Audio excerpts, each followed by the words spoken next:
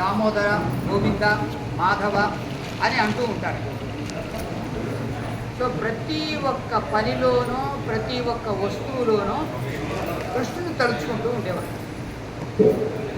అదే గోవింద దామోదర స్తోత్రం అని బిల్వమంగళుడు అనే కవి రచిస్తాడు ఈ గోవింద దామోదర.